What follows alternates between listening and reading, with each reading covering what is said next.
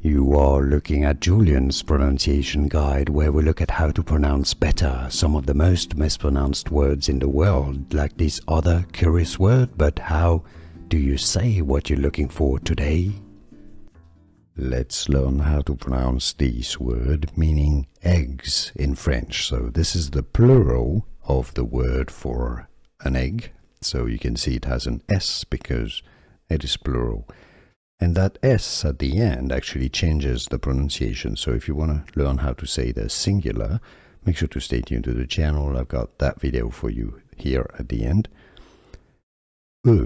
Is how this is pronounced. So ignore the F and the S at the end.